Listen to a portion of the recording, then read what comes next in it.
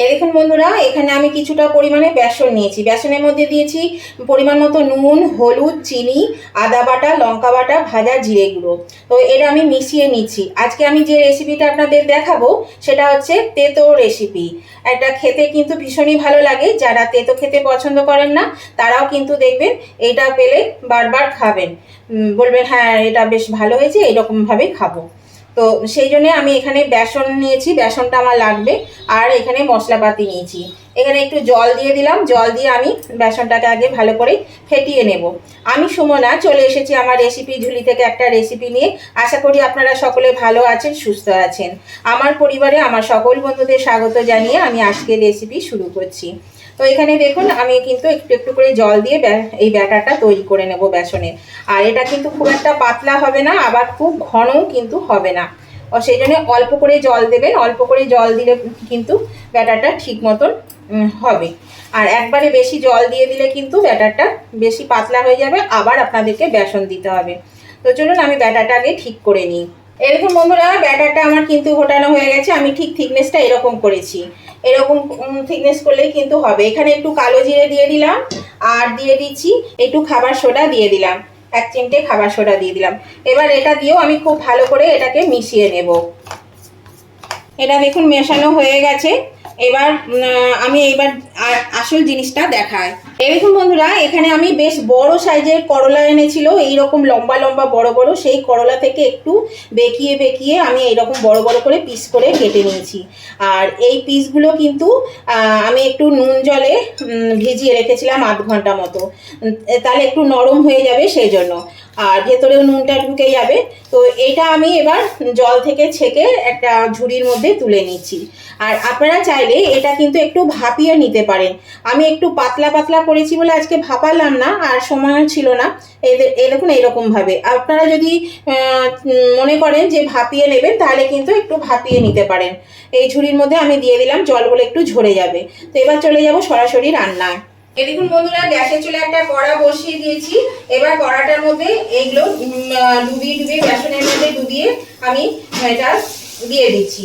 আর আঁচটা কিন্তু একদম লোয়ে দিয়ে দিয়েছি, গরম করে লোয়ে দিয়ে দিয়েছি। এবার এখানে যতগুলো ধরবে আমি একবারে ততগুলো দিয়ে দেব।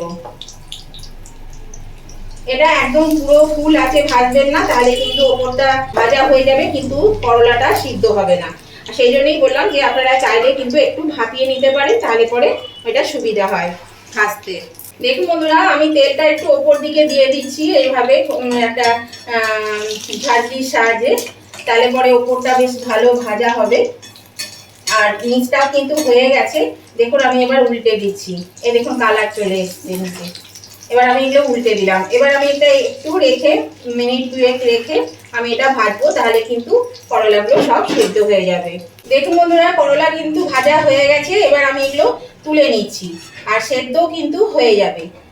আমি একদম আঁচটা কমিয়ে দিয়েছিলাম, কমিয়ে দিয়ে 2-3 মিনিট আমি এটা ভেজে নিলাম।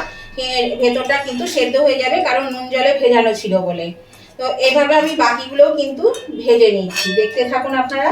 নতুন বন্ধু যারা এখনো আমার চ্যানেলটা সাবস্ক্রাইব করেনি, অথচ আমার চ্যানেলে রান্নাগুলো আপনারা দেখেন, তাদের কাছে আমার অনুরোধ অবশ্যই আমার চ্যানেলটা সাবস্ক্রাইব করে আমার পাশে থাকবেন। আর পাশে থাকা বেলটা অবশ্যই ক্লিক করে দেবেন, তাহলে আমি যখনই আমার নতুন নতুন ভিডিও আপলোড করব সাথে সাথে নোটিফিকেশন আপনাদের মোবাইলে পৌঁছে যাবে, আর সবার আগে আপনারা আমার ভিডিও দেখতে পাবেন।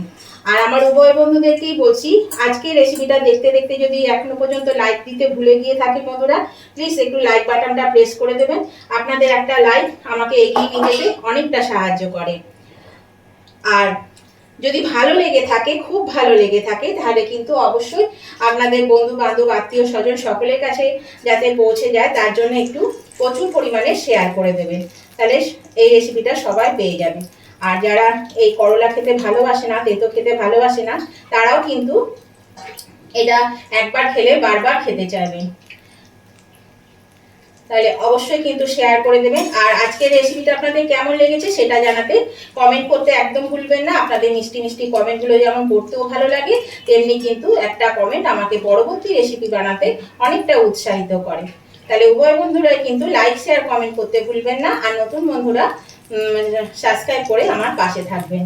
তো দেখুন আমি কিন্তু এইভাবে প্রত্যেকটি পকোড়া ভেজে নিচ্ছি। আমি এটার নাম দিয়েছি করলানি। আমরা বেগুনি খাই, তারপরে কুমড়োনি খাই, সেই জন্য এটার নাম দিয়েছি করলানি। নামটা ঠিক হয়েছে না বন্ধুরা বলবেন তো, কমেন্টে অবশ্যই জানাবেন যে নামটা ঠিক দিয়েছি কিনা। তাহলে চলুন আমি প্রত্যেকটা এই করলা আগে ভেজে নিই, তারপরে আবার ফিরে আসছি। দেখুন বন্ধুরা আমার ভাজা হয়ে গেছে, দেখুন কি সুন্দর হয়েছে, খেতেও কিন্তু দুর্দান্ত হয় জানেন, খুব ভালো লাগে খেতে। এই দেখুন আওয়াজ দেখুন। আপনারা যদি এইভাবে না খেয়েছেন তাহলে অবশ্যই একবার বানিয়ে খাবেন, দেখবেন খুব ভালো লাগবে। আর করলা খেতে যারা পছন্দ করেন না তারা তো রোজই বলবেন এইভাবে খেতে, করে দিতে, তাহলে খুবই ভালো লাগে খেতে। তো আমার ভিডিওটা আজকে ভালো লাগলে অবশ্যই কিন্তু নতুন বন্ধুরা সাবস্ক্রাইব করে পাশে থাকবেন, আর উভয় বন্ধুরা লাইক শেয়ার কমেন্ট করতে ভুলবেন না। আজকের মতন আমি ভিডিওটা এখানেই শেষ করছি। আবার আমি নতুন ধরনের নতুন কোনো ভিডিও নিয়ে চলে আসবো। ততদিন আপনারা ভালো থাকবেন, সুস্থ থাকবেন। Tata, bye bye.